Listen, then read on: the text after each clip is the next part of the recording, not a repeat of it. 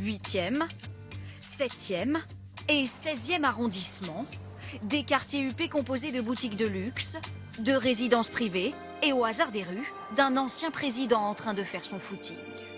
Un Paris où le prix du mètre carré s'envole, inaccessible aux plus modestes. Pour inverser la tendance, la mairie a décidé d'implanter des HLM au cœur de ces quartiers. Comment s'y prend-elle? La mixité sociale peut-elle y être imposée? Première réponse, dans le 16e arrondissement, sur ce chantier. Ici, 176 logements sociaux sont en construction. Alors ici, on va rentrer dans un T4, c'est un logement, 3 chambres, un séjour, cuisine. Pour ce 78 mètres carrés, comptez de 560 à 1000 euros par mois en fonction des revenus de la famille. Des HLM qui ont failli ne jamais être construits. Les habitants ont multiplié les actions en justice, en tout 6 ans de procédure pour différents motifs. Des attaques sur la qualité architecturale, l'insertion urbaine, la qualité de la grille de clôture. Est-ce que c'était le vrai problème, l'urbanisme, l'emplacement? Non, c'était qui va vivre dans ces logements. Il y a une espèce d'entre-soi inimaginable pour les gens qui habitent dans l'environnement proche de pouvoir partager ces lieux. À la tête des riverains frondeurs du 16e, Guy Von Dorp. Les HLM seront en face de chez lui. Sa crainte, que le quartier ne soit plus aussi calme. Il assure que son mécontentement n'a rien à voir avec la nature sociale des logements. Il n'y a pas du tout de problème, comme on voudrait le laisser entendre, de Auteuil-Neuilly-Passy. Non, c'est pas vrai, c'est un petit village, on est bien, et on s'inquiète tous de savoir ce que cet afflux de population va produire dans le quartier.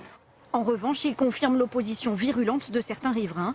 Selon lui, une opposition faite d'amalgames et de préjugés sur les HLM. J'ai démissionné de l'association de défense à cause de ça, parce qu'ils voulaient en faire, j'allais dire, une lutte raciale presque, alors que c'est pas ça. Des polémiques qui retardent la construction, mais qui n'empêchent pas les HLM de sortir de terre. Et ils se multiplient. 25 logements ici, 6 autres au-dessus de ce concessionnaire de luxe. Depuis des années, la plupart des HLM ont été construits au nord et à l'est de la ville. Certains arrondissements, à l'ouest, en sont presque dépourvus. Car rien n'oblige la ville à répartir équitablement les HLM. Faire du social dans les quartiers bourgeois est un acte politique que l'adjoint au maire assume.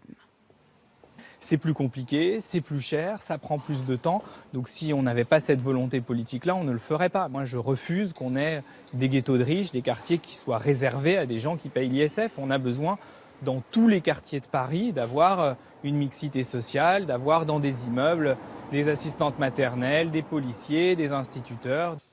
Mais à qui ces HLM sont-ils attribués et à quel prix? Dans la rue du Faubourg Saint-Honoré, celle de l'Élysée, 2 immeubles de 48 logements sociaux. Christophe Galland occupe l'un de ses appartements avec sa famille. Et il a suivi la procédure ordinaire. 4 années d'attente pour obtenir ce logement de 100 mètres carrés. On a ici la chambre de Victor, le salon qui donne lui-même sur, d'un côté, le balcon qui donne sur la rue et de ce côté-là sur la cuisine. Loyer, 1 100 € par mois, c'est 3 fois moins cher qu'une location privée dans le secteur. Sans ce HLM, impossible pour cette famille de vivre dans Paris. Lui est au chômage, sa femme est professeure de musique, ils vivent à 5 avec moins de 3 000 € par mois. Alors forcément, il se sent un peu en décalage avec son nouveau quartier. Le contexte est plutôt agréable, même si c'est un quartier de bureau avec des hôtels 5 étoiles dans lesquels nous on ne se reconnaît pas. Maintenant, en termes de revenus, je n'ai rien à faire là, vous voyez ce que je veux dire. Je n'ai pas de Maserati.